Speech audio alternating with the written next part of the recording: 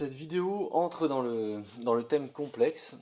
L'objectif de cette vidéo, c'est d'être capable, alors l'objectif initial, c'est de résoudre une équation algébrique d'ordre 2 complexe, c'est-à-dire quelque chose, par exemple, de la forme z carré moins 1 plus i fois z plus 2 plus i est égal à 0, c'est-à-dire trouver les z qui vérifient ça. Alors il y a une étape qui est préliminaire, fondamentale pour réussir à faire ça, c'est déjà d'être capable de résoudre des équations algébriques d'ordre 2 plus simples, c'est-à-dire sans le terme en z, c'est-à-dire des équations de la forme z carré est égal à z1. Donc la résolution de cette équation va nous servir pour cet objectif plus général qu'on verra dans une prochaine vidéo. Donc là aujourd'hui l'objectif c'est ce qu'on appelle trouver la racine carrée d'un complexe. Trouver la racine carrée d'un complexe, c'est trouver les z qui vérifient l'équation z carré est égal à z1. Là en l'occurrence on veut trouver la racine carrée de z1. Donc, z carré égale à z1, c'est trouver les racines carrées de z1. Donc on va essayer de résoudre ce genre de choses. Alors on va le faire sous trois angles. Déjà premièrement deux angles avec lesquels on est en général plus familier, c'est-à-dire des cas plus simples. Le cas où d'abord A est un réel positif. En fait ça revient à faire ce qu'on faisait déjà dans R, c'est-à-dire résoudre x carré est égal à quelque chose de positif. Résoudre le cas où A est négatif. Et ensuite, dernièrement, résoudre le cas où où Z1 est un complexe mais qui n'est pas un réel. Alors, commençons par le cas le plus usuel, c'est-à-dire de résoudre Z1 est égal à A où A est un réel positif. Et prenons comme exemple Z carré est égal à 2. La démonstration se généralisant pour A positif quelconque. Donc Z carré égale à 2, en fait, pour trouver les Z qui vérifient ça, l'idée est la suivante, c'est de faire apparaître finalement une identité remarquable, qui est en fait celle-ci. Z carré égale à 2, ça revient à écrire Z carré moins 2 est égal à 0, et donc Z carré moins racine de 2 au carré est égal à 0. Ça, c'est exactement la même chose que d'écrire ça. On peut aller dans ce sens-là et on peut aller dans ce sens-là. Parce que racine de 2 au carré, c'est rien d'autre que 2. Et j'ai passé le 2 de l'autre côté en retranchant 2 de chaque côté de l'équation. Et pourquoi on fait ça? Tout simplement parce que maintenant on a une identité remarquable de la forme a carré moins b carré qu'on va pouvoir factoriser, donc sous la forme a moins b facteur de a plus b, c'est-à-dire z moins racine de 2 facteur de z plus racine de 2 est égal à 0. Et donc on est passé de résoudre cette équation de manière équivalente à résoudre cette équation-là. Et résoudre cette équation-là, c'est trouver lorsqu'un produit de deux complexes va s'annuler. Un produit s'annule lorsque l'un ou l'autre des deux complexes est égal à 0.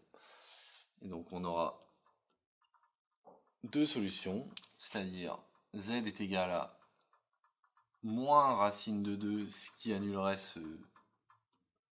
ce terme-là, ou z est égal à plus racine de 2, qui annulerait ce terme-là. Donc voici nos deux solutions. Cette partie-là correspondant à l'annulation de ce terme-là, et cette partie-ci correspondant à l'annulation de ce terme-là. Voilà, alors maintenant on va faire le même genre de choses, mais cette fois-ci pour trouver la racine carrée d'un nombre négatif. Donc ça, on a déjà vu que trouver une racine carrée réelle d'un nombre négatif, c'est pas possible. Il n'existe pas de réel dont le carré est négatif. En revanche, il existe des nombres complexes dont le carré est négatif. On a d'ailleurs le plus bel exemple qui est l'exemple de i, qui vérifie i carré est égal à moins 1, qui est construit pour que i carré soit égal à moins 1. Alors comment est-ce qu'on va s'y prendre? En fait, on va avoir une démarche similaire, c'est-à-dire on va essayer d'écrire moins 2 sous la forme d'un carré, en se servant notamment de ce que je viens de dire sur le fait que i carré est égal à moins 1. Et en fait, le moins qui est devant, on va pouvoir le voir comme un i carré. Cette chose-là, on peut l'écrire sous la forme suivante. Ça s'écrit exactement sous la forme z carré est égal à donc i carré qui correspond au moins 1 ici, fois 2. C'est-à-dire, en fait, si on met ça sous la forme d'un carré complet, racine de 2 fois i, le tout au carré. Voilà. Et une fois qu'on est ici, on se retrouve, alors, sauf qu'ici on a un nombre complexe, mais on a une forme d'équation qui est extrêmement ressemblante à celle-ci. C'est-à-dire j'ai z carré moins racine de 2 i au carré est égal à 0, on peut écrire la même identité remarquable, a moins b facteur de a plus b, qui va nous donner un résultat complètement analogue, mais cette fois-ci avec la valeur racine de 2 fois le complexe i. C'est-à-dire qu'on va avoir deux solutions qui sont complexes conjuguées, qui sont moins racine de 2 fois i,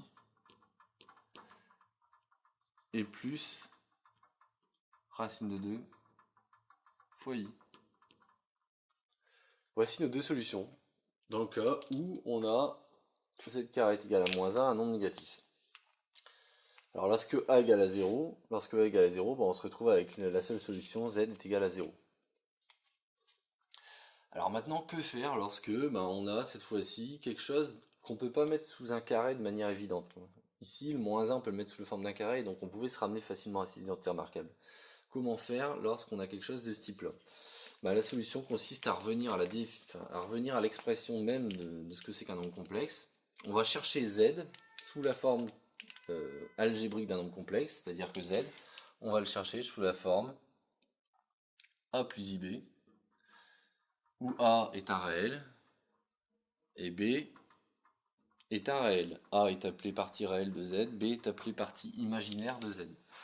Et donc trouver z, ça revient à trouver a et b. Si on trouve a et b, on aura automatiquement z. Donc la première chose à laquelle on pourrait penser dans ces cas-là, si on souhaitait trouver un z de cette forme-là qui vérifie cette équation, c'est tout simplement d'injecter dans l'équation et d'essayer de regarder ce que ça donne.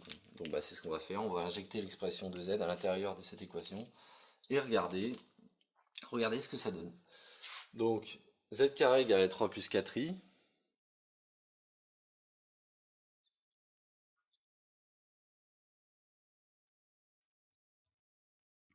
Si j'injecte dans l'équation, ça me donne donc z au carré c'est a plus ib au carré, donc c'est tout ça au carré. Ça au carré c'est une identité remarquable qui me donnera donc a au carré plus 2 fois le produit des deux termes, donc 2iab,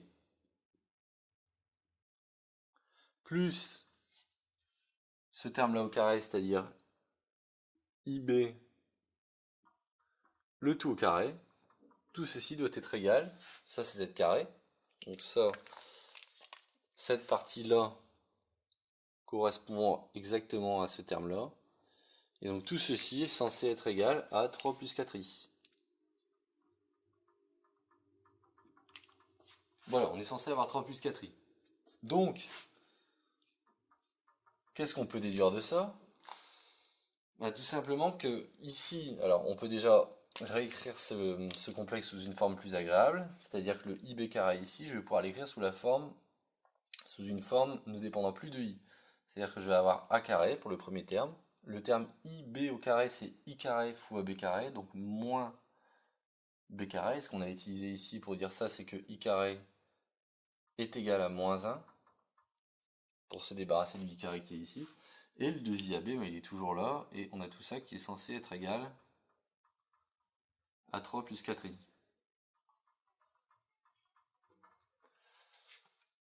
Voilà. Et donc que faire maintenant? On fait exactement ce qu'on fait lorsqu'on se retrouve avec une égalité de deux nombres complexes. Quand on a deux nombres complexes qui sont égaux, leur partie réelle et leur partie imaginaire sont censées être égales. Si bien que donc la partie réelle de ce complexe-là, c'est cette partie-là. La partie réelle de ce complexe-là, c'est cette partie-là. Donc on est censé avoir a carré moins b carré,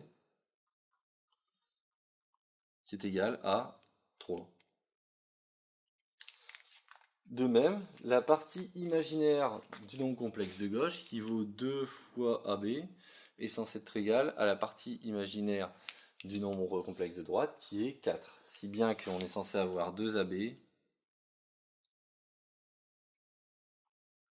est égal à 4.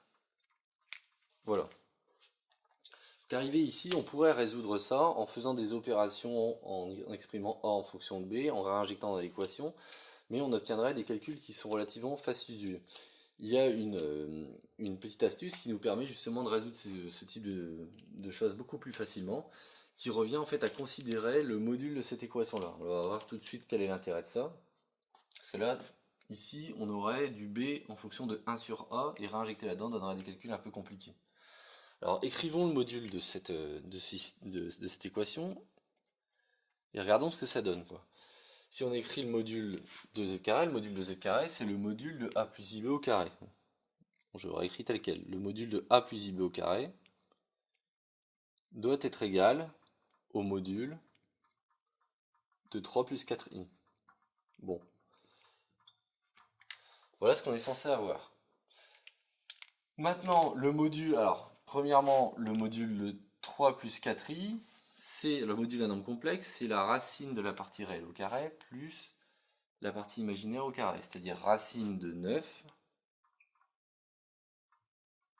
3 au carré donc 9, plus 4 au carré, c'est-à-dire 16. Et le module de a plus ib, c'est donc racine de a carré plus b carré. Mais ce module est mis au carré, donc la racine carrée disparaît. On se retrouve avec a carré plus b carré, qui est égal à racine de 9 plus 16. Au final, on se retrouve avec ces deux équations-là, et l'équation sur le module va me donner a carré plus b carré est égal à racine de 25, c'est-à-dire à 5. Voilà, alors quel est l'intérêt d'avoir fait ça? L'intérêt c'est que maintenant, au lieu de devoir exprimer a en fonction de 1 sur b, là on va pouvoir déjà se contenter de ces deux équations, faire des opérations sur ces deux équations, de sorte d'exprimer a carré tout seul et d'exprimer b carré tout seul. Parce qu'on a vraiment on a un système en fait à deux équations, un système linéaire en a carré et en b carré, plus une équation à côté qu'on traitera ultérieurement.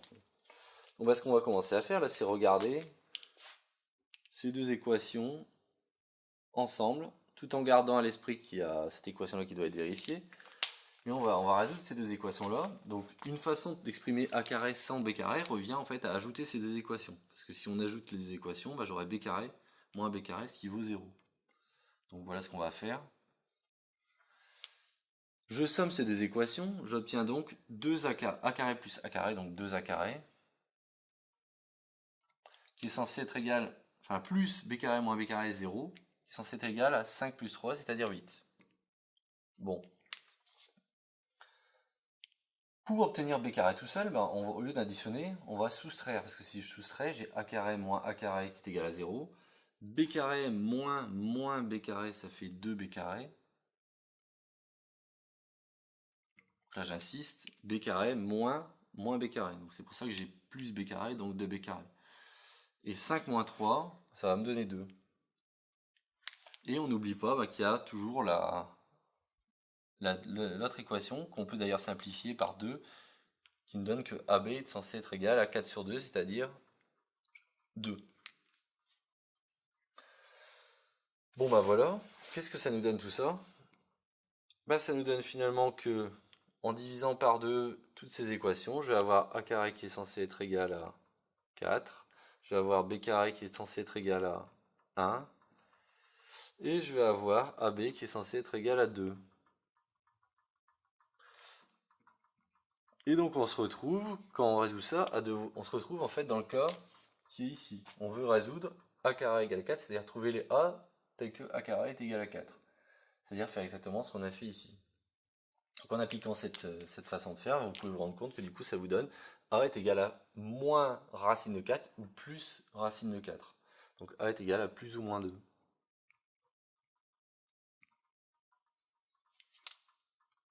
Ensuite, même chose pour b. B est égal à moins racine de 1 ou plus racine de 1. Donc b est égal à plus ou moins 1. Enfin, AB est égal à 2. Donc on le garde toujours dans un coin de notre tête. Bon, très bien. Donc là, on est arrivé quasiment à notre objectif qui était de dire, si on veut trouver Z de cette forme-là, il suffit de trouver A et B. Là, on a trouvé A et B avec quatre valeurs possibles. Donc on se retrouve au final avec finalement l'obtention, une fois qu'on a injecté Z à l'intérieur de l'équation, de A, de B et d'une relation sur A fois B. Donc on va écrire les solutions, c'est-à-dire que voudrait Z dans ces cas-là. Donc si A est égal à plus 2 par exemple, on a nécessairement que Z est de la forme 2 plus IB. IB ça va être, donc par exemple si B est égal à 1, ça va faire plus 1 fois B. Bon. Maintenant, on pourrait très bien avoir toujours a égale à 2 et b est égal à moins 1. Vu qu'il y a cette autre possibilité. Donc z est égal à 2 moins i. Maintenant, jusqu'ici on a pris a égale à 2, pourquoi on ne pourrait pas prendre a est égal à moins 2? Donc on obtient z est égal à moins 2 plus i. Si b est égal à 1. Et si b est égal à moins 1, on obtient z est égal à moins 2 moins i. Et donc on a 4 solutions. On a 4 solutions. Et maintenant on va observer un petit peu l'équation qu'on est en train de résoudre, c'est-à-dire on est en train de résoudre une équation d'ordre 2, c'est-à-dire on est en train de chercher finalement les racines d'un polynôme complexe d'ordre 2. Et là on a 4 solutions, donc évidemment il y a quelque chose qui ne va pas, puisque un polynôme d'ordre 2 complexe a 2 racines complexes, nécessairement, il ne peut pas en avoir plus que 2, donc ça veut dire qu'il y a un problème quelque part. Et le problème, il se comprend assez bien lorsqu'on regarde ce système. En fait, dans mon raisonnement ici, on a juste utilisé le fait que... Enfin, on a juste utilisé ces deux relations-là. Et on n'a jamais pris en compte la relation qui est ici, AB est égal à 2. Maintenant, on va essayer de la prendre en compte. Que nous dit le fait que AB soit égal à 2? Il nous dit que A et B sont nécessairement de même signe. Parce que si A et B étaient de signes opposés, par exemple, imaginons A positif, B négatif, A fois B sera négatif, ce qui n'est pas possible. Donc, on a deux solutions qui seront impossibles, qui correspondent à A égale 2 et B égale à moins 1, puisque A fois B sera égal à moins 2, c'est-à-dire cette solution-là. Et A est égal à moins 2 et B égale à 1, c'est-à-dire cette solution-là. Si bien qu'à la fin, on obtient deux solutions qui sont 2 plus I et moins 2 moins I. Alors, on va s'attarder, pour terminer la vidéo, quelques secondes sur ce qu'on a vraiment démontré. Donc, on a démontré ici que si z est solution de z carré égale 3 plus 4i, on a fait que des implications, alors on a que z est de la forme 2 plus i et moins 2 moins i. Mais on n'a pas fait l'autre sens. Donc, il ne faut pas oublier, pour résoudre complètement une équation, en fait, il faut qu'on puisse aller dans les deux sens, comme on l'a fait ici, par exemple. Z carré est égal à 2, on a dit que z carré égal à 2, est équivalent au final à z égale à moins racine de 2 et racine de 2. On peut vérifier ça en remontant. Ici, on n'a fait que des implications. Pour vérifier l'autre sens, ce qu'il s'agit simplement de faire, c'est de prendre ces deux solutions et de les injecter à l'intérieur de l'équation. Si z est de cette forme-là, alors il vérifie bien cette équation. Donc voilà ce qu'il s'agit de faire. C'est beaucoup plus simple que ce qu'on a fait ici. Voilà, donc ça clôture la vidéo sur trouver les racines carrées d'un complexe, qui va nous permettre d'enclencher sur une seconde vidéo qui sera savoir résoudre une équation algébrique d'ordre 2 générale, complexe, trouver les racines d'un polynôme d'ordre 2 général, c'est-à-dire pas seulement un polynôme de la forme z carré moins z1.